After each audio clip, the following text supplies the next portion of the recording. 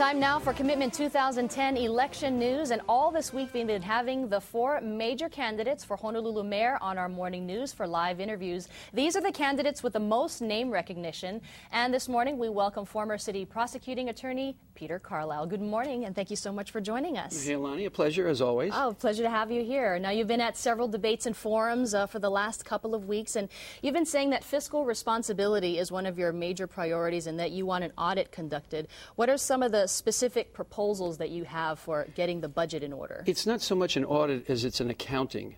So what we really need to do is to find out exactly what our situation and circumstances are now, particularly with this new sewer consent decree. We've got to find out how much money is going to have to be going out of the city over what period of time and how much is coming in.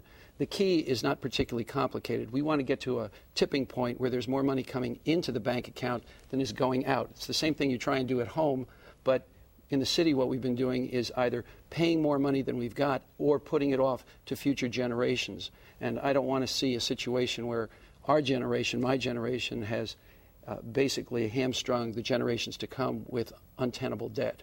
Do you think furlough Fridays would need to continue? I think furlough Fridays are a terrible idea. I think they were a horrible idea in the Department of Education. Institutionalizing a 4-day school week was to nobody's benefit and horrible for students. Institutionalizing a 4-day government work week is equally as demoralizing, as bad in morale, as well as just inefficient in government. Somebody gets used to a 4-day work week, they expect it. You've been a public supporter of the rail project now, but some of your critics are saying that you actually know very little about the rail project and that you've been going out into the community to get tutorials on the project. Is there any truth to that? Well, actually, the rail wasn't something that was really close to my heart when I was working as prosecuting attorney, but once you took a look, and I have gone out into the community. I've gone out to the west side and communities of Oahu to see the program that occurred and how it's building from the basically 1977 Oahu General Plan. You have to take a little look at the history to realize what we're doing today. They saw with a visionary acuity exactly the kind of population base that was going to grow out there.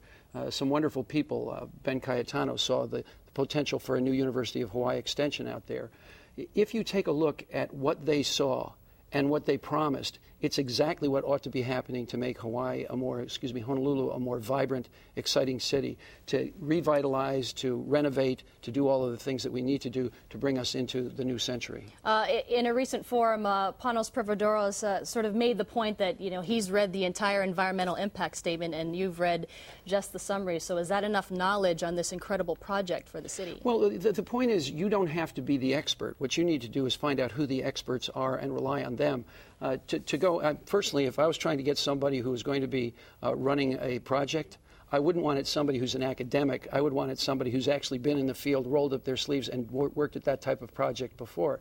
So I've had input from experts throughout the field, and my job is to sit there and take a look at competing views and see, okay, what makes sense and what doesn't make sense.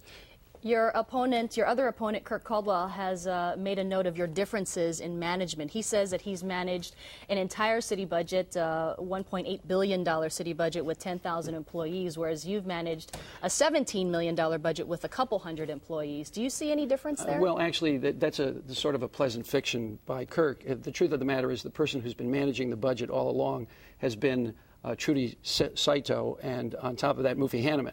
So when we had to go and have negotiations about budgets, but he's now managing the city as acting mayor. Well, yeah, for what, a couple of months. But the truth of the matter is, you also have to realize that a big part of the budget has to do with the city council. So you go before the city council, particularly when you're independent of the mayor's office, and they tell you what you need and what you don't need. And routinely what they used to do is say, do you need more money? Do you need more money? It's rare for somebody who's in a position to say, no, we don't need more money.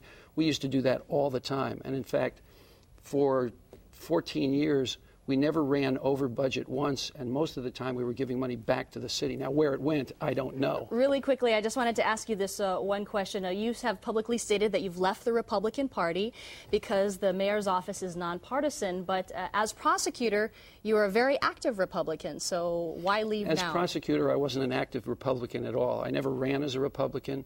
I was involved in Republican politics for several months at the request of Linda Lingle. I went to Washington, D.C., decided I didn't particularly care for it, but you may not be aware of it, but the people who were responsible for turning the entire city government from partisan politics to nonpartisan politics, which happened back in the 80s, was Chuck Marsland and myself. We sat there and said, hey, look, nothing that we do has anything to do with partisan politics. You're not a Democratic victim or a Republican victim. That started in the prosecutor's office, spread to the mayor's office, and then spread ultimately to city council as well. So I'm real comfortable going into this job as a nonpartisan. And if I'm not mistaken, Mr. Panos is a member of the Republican Party. Yes, he is. And if I'm not mistaken, Mr. That Caldwell guy, yeah, he has a few Democrats that he likes to mention every once in a while. I think he's one of them. Me, neither. Dead in the middle. All right, Peter Carlisle, thank you so much for joining us. And if you'd like to see this interview on our website, you can go to kitv.com. In fact, we'll be posting all of the interviews from our candidates on our website. And stick